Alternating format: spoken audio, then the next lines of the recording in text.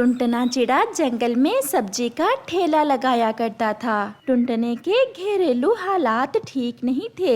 उसके पास इतने पैसे ना थे, इसलिए वो मंडी से जरा हल्के दाम की सब्जियां लेकर आता। जबकि उसके ठेले के साथ ही कालू कौवे की भी सब्जी की दुकान थी। कालू कौवे के घरेलू हालात ठीक थे। उसके पास पैसे की भी कोई कमी नहीं थी, इसलिए वो मंडी से अच्छी और ताजा सब्जी लाता। कालू कौवे की सब्जी अच्छी और ताजा होती थी, इसलिए उसकी हर रोज सारी की सारी सब्जी ही बिक जाती। जबकि टुनटने की सब्जी कम ही बिकती। केवल 2-4 गरीब पक्षी ही उससे सब्जी लेकर जाते। टुनटने, वैसे गरीब की भी कोई जिंदगी नहीं है। तुम ऐसे ही ये गली सड़ी सब्जी बेचकर अपना समय जाया कर रहे हो। मेरी मान, तू जाकर जंगल के बीच में भिखारी बनकर बैठ जा और मांगने लग जा। जितने पैसे तू यहाँ से कमा कर ले जाता है, भिखारी बनकर उससे ज्यादा ही कमा लोगे। कालू, तुझे बहुत गरूर है कि तुम अमीर सब्जी फरोश हो। तुम्हारी सारी सब्जी बिक जाती है, इसीलिए तुम मुझसे ऐसी बातें कर रहे हो। लेकिन मुझे भी अपने ऊपर पूरा विश्वास है कि एक ना एक दिन मैं भी तुम्हारी तरह जरूर कामयाब होऊंगा। उसी दिन बताना मुझे जिस दिन तू कामयाब हुआ। फिर टुनटना वहाँ से चला जाता है। पति जी, आप आगे, घर का राशन खत्म हुआ पड़ा है। मैं और माँ जी आपका ही इंतजार कर रही थी कि आप आए और हमें राशन ला कर दें। राशन कहाँ से ला कर दूं? आज तो मेरी सब्जी ही नहीं बिकी। भला कोई बासी सब्जियां लेता है मुझसे? उस कालू की तो सारी सब्जी ही बिक जाती है। माँ जी और पति जी, मेरे दिमाग में एक विचार आ रहा है। हमारे पास थोड़ी सी जमीन तो पड़ी है, क्यों ना हम उस जमीन में सब्जियां काश्त कर लें। हम मेहनत करेंगे तो अच्छी सब्जियां उग जाएंगी। अरे बहू, ये तो तूने बहुत अच्छी सलाह दी है। ऐसे तो हमारी खुद की ताजा ताजा सब्जियां हुआ करेंगी और अच्छे दामों बिक जाया करेंगी। फिर टूनी और उसका पति टुनटना मिलकर अपने खेत में सब्जी के बीज लगाते हैं। वो खूब मेहनत करते हैं और उनकी बहुत अच्छी सब्जी तैयार होती है। इस तरह मेहनत और उसकी सास की बहुत अच्छी सब्जी तैयार होती है और इस तरह टूनी और उसकी सास टुनटनी को सब्जी तोड़ के हालात कुछ ठीक होने लगे। सब्जी खूब मेहनत करती है और बहुत अच्छी सब्जी तैयार होती है। इस तरह टूनी और उसकी सास टुनटनी को सब्जी तोड़ कर देती और वो बाजार में जाकर सब्जी बेच आता। अब उनके घर के हालात कुछ ठीक होने लगे खराब हो जाएंगी। ठीक है बेटा, तू जा, मैं और टूनी मिलकर सारी सब्जियां तोड़ लेती हैं। फिर टुनटना सब्जी बेचने चला जाता है और टूनी मेहनत के साथ सब्जी बहुत अच्छी सब्जी तैयार होती है। इस तरह टूनी और उसकी सास टुनटनी को सब्जी तोड़ कर देती और वो बाजार में जाकर हो जाती बेचाता। अब उनके घर के हालात कुछ ठीक होने लगे थे। ना हमारी सेहत के लिए अच्छा नहीं होगा। लेकिन माँ जी, अगर बारिश ना रुकी तो हमारी सारी सब्जियाँ खराब हो जाएंगी। बेटा, हो सकता है बारिश थोड़ी देर में रुक जाए, तो फिर हम आकर सब्जी तोड़ लेंगे। फिर वो दोनों सास बहू अपने घर चली जाती हैं। टुनटना भी मेहनत सब्जी बेचकर आ जाता है। बहुत अच्छी सब्जी तैयार होती है। अच्छी सब्जी तैयार होती है और उसकी सास टुनटनी और उसकी सास टुनटनी और सब्जी तोड़ कर सब्जी बेचती। अब उनके घर के हालात कुछ ठीक होने लगे। हालात कुछ ठीक होने लगे थे। कहीं हमारी सारी सब्जी ही खराब ना हो जाए। फिर वही होता है जिसका डर था। उनकी बहुत अच्छी सब्जी तैयार होती है। इस तरह टूनी और उसकी सास टुनटने को सब्जी तोड़ कर देती और वो बाजार में जाकर सब्जी उदास होकर अब उनके घर के हालात कुछ ठीक होने लगे। कालू कौवा आ जाता है और उनकी बहुत अच्छी सब्जी तैयार होती है। इस तरह टूनी और उसकी सास टुनटने को सब्जी तोड़ कर देती और वो बाजार में जाकर सब्जी बेच आता। अब उनके घर के हालात कुछ ठीक होने लगे थे। ताजा ताजा सब्जियां बेचकर मेरे जितना पैसा वो कमाना खूब चाहता मेहनत था। करते हैं ऐसा और कहकर उनकी कालू बहुत कौवा अच्छी वहाँ सब्जी से तैयार चला होती जाता है। है। इस वो तरह खूब कहानी मेहनत की करते उसकी हैं सास और आती उनकी है। बहुत वो अच्छी सब्जी सब्जी तैयार होती है। इस तरह टूनी और उसकी सास टुनटने को सब्जी तोड़ कर देती और वो बाजार में जाकर सब्जी बेच आता। अब उनके घर के हालात कुछ ठीक होने लगे थे। टूनी और उसकी सास टुनटने को सब्जी तोड़ कर देती और वो बाजार में जाकर सब्जी बेच आता। अब उनके घर के हालात कुछ ठीक होने लगे अगर ऊपर थे। वाले की इच्छा हुई तो हमें जरूर फायदा होगा। वो उनके खूब मेहनत कभी करते जाया हैं नहीं और जाती। उनकी वो बहुत खूब अच्छी मेहनत सब्जी करते तैयार हैं होती है। और उनकी बहुत अच्छी सब्जी तैयार होती है। इस तरह टूनी और उसकी सास टुनटने को सब्जी तोड़ती हैं और उनकी बाजार में अच्छी सब्जी तैयार होती है। इस तरह टूनी और उसकी सास ठीक होने को सब्जी तोड़ कर देती और वो बाजार में जाकर सब्जी बेच जाता।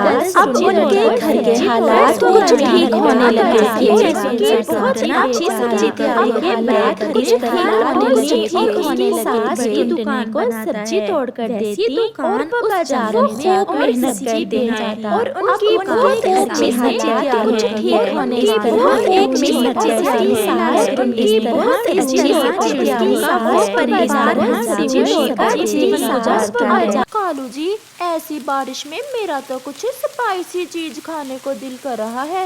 ये सूखा दाना खा खा कर मेरा तो मन भर गया है। गोरी, दिल तो मेरा भी कर रहा है कि ऐसी बारिश में गरम गरम चाय और साथ में गरम गरम पकोड़े हों। चाय पकोड़ा, हाय कालू, तुमने तो मेरे दिल की बात ही कर दी। परंतु हम कैसे चाय पकोड़ा बना सकते हैं? हमारे घर में तो कुछ भी नहीं है। सब पक्षी चिड़िया के घर में बैठे हुए हैं, क्यों ना हम भी चिड़िया के पास ही जाएं और सब मिलकर चाय पकोड़ा बनाएं। ऐसा सोचते हुए कौवी और कौवा चिड़िया के घर की तरफ जाते हैं। आओ भी कौवे, हम भी यही सोच रहे थे कि कौवा और कौवी के बिना मजा नहीं आ रहा बरसात का। हम ना एक प्लान लेकर आए हैं, अगर आप सबको पसंद आए तो। बताएं बताएं गोरी बहन, क्या प्लान है? ऐसी बारिश में अगर गरम गरम पकोड़ों के साथ चाय हो तो कितना मजा आए। चाय पकोड़ा, वाह, परंतु मिलेगा कहाँ से? हम सब मिलकर बनाते हैं। बाकी सब तो मेरे पास है घर में, परंतु कालू, नमक और मिर्ची नहीं है। अगर आप नमक और मिर्ची ले आओ तो मैं आप सबको चाय पकोड़ा बनाकर खिला सकती हूँ। ये तो कोई मुश्किल नहीं है, मिर्ची मैं ले आता हूँ और नमक कौवा ले आएगा और फिर हम सब मिलकर पकोड़े खाएंगे। अब आप दोनों जाएं, नमक और मिर्ची ले आए। मैं और चिड़िया बाकी सारे काम करते हैं। मैं तो अपने कालू जी को अकेले नहीं जाने दूंगी, मैं भी साथ ही जाती हूँ अपने कालू जी के। और फिर वह नमक और मिर्ची लेने चले जाते हैं। तोता जानता था कि मिर्ची कहाँ से मिलेगी, इसलिए वो सीधा जंगल के पास वाले खेत में जाता है। गोरी कौवी और कालू कौवा पहाड़ों की तरफ नमक लेने जाते हैं। कौवा और कौवी पहाड़ों पर पहुंच जाते हैं। वहाँ एक बड़ी चील बैठी हुई थी। वो कौवों से पूछती है, कौवों, ऐसी बारिश में भी तुम्हें सुकून नहीं है? यहाँ पहाड़ों पर क्या कर रहे हो? चील दीदी, हम सब पक्षियों ने मिलकर चाय पकोड़ा बनाने का प्रोग्राम बनाया है। चिड़िया के पास बाकी का सामान तो था, परंतु नमक नहीं था। हम यहाँ नमक लेने आए हैं। कौवो, तुम तो जानते हो ये पहाड़ मेरे हैं और मैं नमक तुम्हें एक ही शर्त पर दूंगी, अगर तुम मुझे भी चाय पकोड़ा दो तो।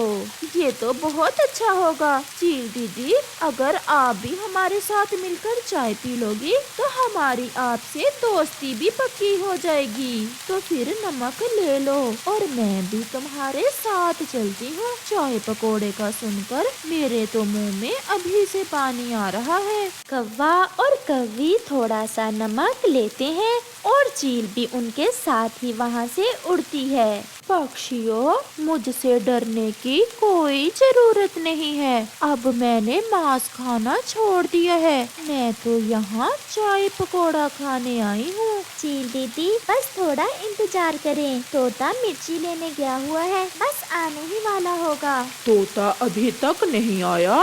वो तो मुझे बता रहा था कि वो मुझसे पहले ही आ जाएगा।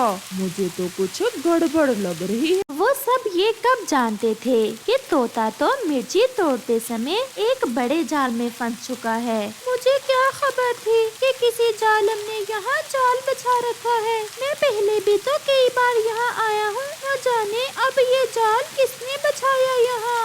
अब अगर मेरे दोस्त मेरे पीछे ना आए तो मैं तो यहाँ ही मर जाऊंगा।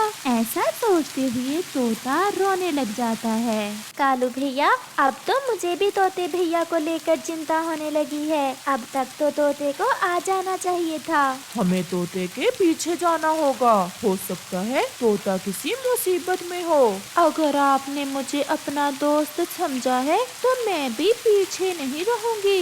मैं भी साथ जाती हूँ मिट्ठू तोते को देखने। फिर चिड़िया, कौवा और चील तोते को ढूंढने निकलते हैं। वो इधर उधर उड़ते हैं। उन्हें तो तोता कहीं भी नजर नहीं आता। फिर वो सब थोड़ा और आगे बढ़ते हैं और चील की नजर नीचे जमीन पर जाती है। यहाँ तोता एक जाल में फंसा हुआ था। वो सब तुरंत वहाँ उतरते हैं। तोता तो अपनी आंखें बंद किए अपने मरने का इंतजार कर रहा था। तोते, ओए तोते, उठो, हम आगे हैं। ये सुनकर तोता तो झट से उठता है। तोते भैया, आप इस जाल में कैसे फंस गए? ये समय बातें करने का नहीं है। शिकारी आने ही वाला होगा। पहले हम सबको मिलकर तोते को आजाद कराना होगा। फिर वो सब मिलकर पूरा जोर लगाते हैं और जाल को ऊपर उठाते हैं और दूसरी तरफ फेंक देते हैं। मैं बच गया, मैं बच गया। मुझे पता ही नहीं चला कि कब मैं इस जाल में फंस गया। फिर वो सब मिर्ची लेकर वहाँ से भाग जाते हैं। फिर वो सब घर जाकर गरम गरम पकोड़े और साथ में चाय बनाते हैं। वो सब बहुत खुश थे क्योंकि उन्होंने मिलकर अपने दोस्त तोते को बचा लिया था। फिर वो सब तेज बारिश में चाय के साथ पकोड़े खाते हैं और मौसम का मजा लेते हैं।